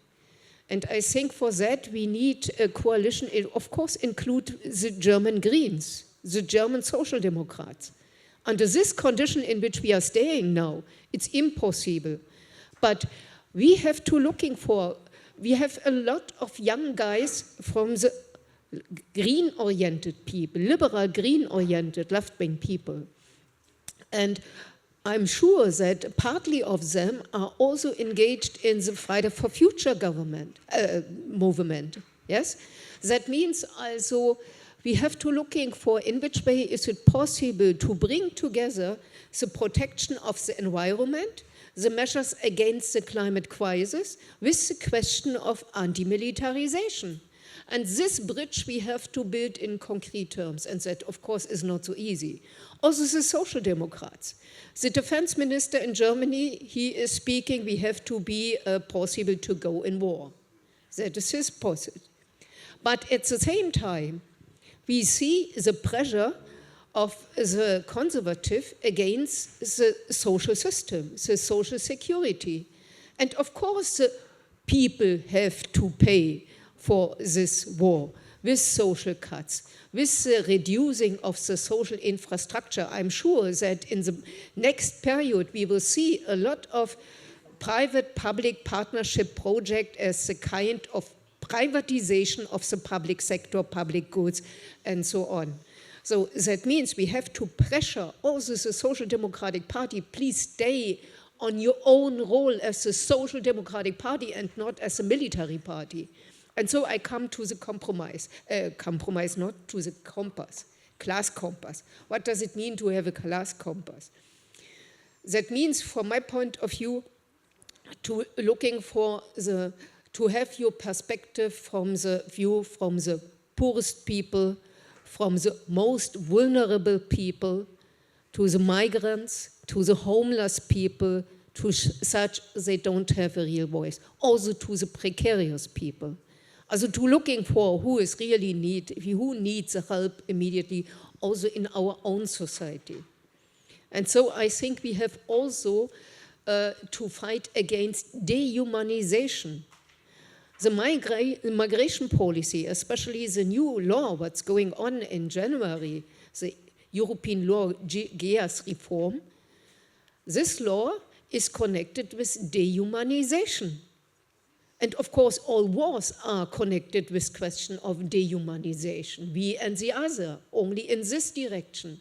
And we have to looking for in which way we can defend the law for everybody and not the law for the strongest. That means we have also combined our struggles, our social struggles, with the question of the democratization. Because the vulnerable people, the people without rights, need the law for everybody. And that means we need a stronger democratization of our society. So I know it's not everything what I could answer. Yeah, last point. Last point, also, I had in my contribution also some words about the German sociologist Klaus Dörre, and he is explaining what the left in this moment, how he would be described in this moment. Was it the German left, but maybe is it not only the German left? Higher educated in the urban areas, we have the overview of what is going on, we have this capacity also to analyze everything, but we are looking from the perspective of the higher level of the class society. And the whole question is how we can, and that was also in your speech, how we can find the stronger contacts also to such kind of working class. It's connected with the industry sector, it's connected with more conservative values because they know and they have the real fear that they lost their working class status. And for that, we need another kind of social ecological transformation, and that include, of course, the question of peace. Thanks. Thank you, Connie. I give now the floor to Sokrátis for the last words. Okay, dear comrades, it's a very interesting dialogue, but it's not an easy discussion that we have opened. But there are answers that we need, and the citizens need answers. So let me start from the beginning. The reason that I was part of the Communist Youth of Greece many years, many decades ago. The peace is the fundamental principle of the leftist ideology. Why? No, not only because it's a value, but because the citizens, the people, the working class need peace, life, and security. So we need to give answers about this. The last years, we have a problem. we allow the neoliberals to give answers about security, but they work for the profits of the defense industry and for their chairs. But we have to give answers about security also, because peace is connected with security, life of the citizens, of the working class, but of all the citizens, it's connecting with security. So the first is, don't let the neoliberals monopolize the security policy, because it's connected with peace, with life, and the needs of the working class. So, Syriza is against, we are opposed to the rearm EU. Why? No, not because we are against security of our countries or the societies. No, because they will spend 800 billions and we will lose them from social policies and from health, from other social policies for the profits for some of their own industries and not for our country's industries, if I'm speaking on behalf of Greece. So first of all, we are against the rearm program because of this reason. Because in our parliament, we believe and we vote many times for Greek defense programs and for the autonomy and independence, if I can say, of the Greek security system, but also for the European security system. Now, the answer, of course, of security is that we need, and I said already declare it, an independent foreign policy of European Union. And this was necessary also to the Ukrainian problem. That is a very big problem open today. Let me say something. The European leaders are not informed about the problems in Ukraine 7 years ago, the invasion. What they did? We, as Syriza, from the first day, we condemned in the strongest possible terms the invasion of Russia in Ukraine. Why? First of all, because we stand for peace and for peaceful solutions of all difference and disputes, but also because we reject any violation of international law, because we're afraid also for our country, for our citizens, but also we stand with solidarity to Ukrainian people, because we declare also that we reject any violation to state borders and to national sovereignty. And we cannot change the rules. We have the same rule. That's why we are in the lefts. But we believe in Europe, and we believe strongly that if Europe had an independent foreign policy, must prevent the invasion with peaceful measures and sanction if it was necessary, before the invasion and after the invasions. The leaders of the Europe, what they did? Only to be the tail of the powerful and changing positions after Mr. Biden, Mr. Trump. I don't know if you've seen it already, but there was a pendulum in the policy of Europe. There was not policy, only following the United States with no strategy. So that's why we believe that the economy of war is not the answer, because the answer is not to send more arms to Ukrainian youth to die in the fields. Of course, this is not the answer. The answer to the problem is the state sovereignty and the stop of the war now, the ceasefire, with the rights of the citizens of Ukraine in the first line. That is the solidarity that we believe. But if we have the Europe with no independent foreign policy, no foreign policy, I can say, there is no future for the working class and for the societies in Europe. And this is a very big problem, because if you have foreign policy, a necessary part is the collective security system. Because if I can continue your speech about neutrality, if the question is peace, there is no neutrality. If the question is the human rights, there is no neutrality. If the question is international law, there is no neutrality. And what is the problem now?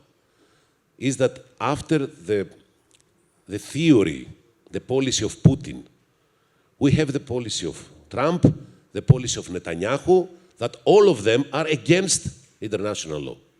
It is the law of the powerful. But this is not only the law of the powerful, it's the law of the jungle. And this is the end of this road that we are today. That's why we have to enlarge, if I can say, the cooperation of, I've seen it there, the left, the green, and the progressives.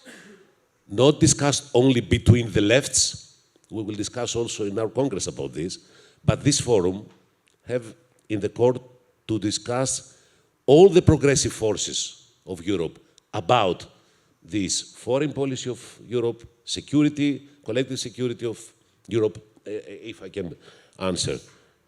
Because we've said also to our government, don't send arms to Ukraine, send a hospital, send the diplomacy there to solve the problem, to stop the war, not to continue the war and to give arms to kill people there.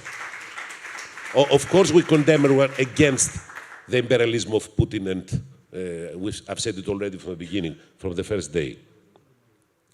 So, let me now pass to the second big question that is opened. Of course, this is a dialogue that cannot stop so quickly, but let me pass now to the second dialogue that is open about what we propose, what we've done already, and how we are looking the future about the progressive forces in our country, but also in Europe. As I've said already, this forum, we believe that the target, the scope was to create an opportunity of dialogue to cooperate. Why? Because against the neoliberal forces and the capitalists now in Europe, we have to create new potential from the left side, from the progressive side. And I think that we have we are now in the state that we can understand that we cannot solve the problems by ourselves, even from our parties in each country. I cannot speak on behalf of you, but I can speak on behalf of Syriza. We believe that also in Greece, but also in Europe, there is a necessity, an historical necessity, to have cooperation even in election cooperation, not only in movements, for example, in the unions or in the local authorities, but in the elections to have cooperations of the progressives. And that means the lefts, the socialists, the greens, the progressive, but also the Democrats. Not the Democrats that we realize as parties, but if you understand now that the problems of peace, of rule of law, of democracy, constitutional problems that we have in Greece are new problems that support also the rhetoric of far right, we have to give the answers from the progressive part. So there is possibility of new alliance with citizens that believe in democracy. They cannot understand or they not declare that we are progressive people, but believe in democracy. So there is a new opportunity to have wider alliance. So in Greece, we have already proposed three kinds of cooperation as Syriza to all the progressive parties. We propose to have common behavior road in the parliament, to vote together and to have common proposals about laws. The second is to have an open dialogue forum with all the progressive parties, that means including social democrats and all the left parties, about a common proposal for the elections. And the third part is to have common initiatives in unions and in authorities about common fronts, if I can say, with the movements in the society. So I believe that also this possibility is for the lefts in Europe. And we have already have a dialogue inside our party, the European Party, the European Left Party, about this proposal that we have to open in the society. This proposal gives us two values: the better visibility in the society, but also a governmental view, because the citizens don't need only values, but they need something that can solve problems in their life. They need better income, lower taxes, better health conditions, if I can say, security, housing. So if you have to give answers to the society, you have to propose also a scheme, if I can say, that can earn the next elections. Not only that they can see your answers, but answers that can implement it. So because also Syriza, you know, we have a great governmental experience, and we have to use it to exploit this for the needs of our citizens and for the European citizens, because Europe is our home.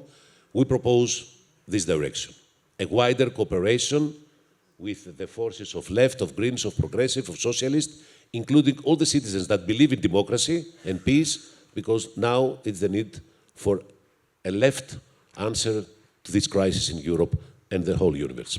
Thank you very much. Many thanks, Sokrátis, and many thanks to all panelists for your contributions, and also many thanks to all who took the floor from the audience. We will have now directly, as announced, the reading of the final declaration.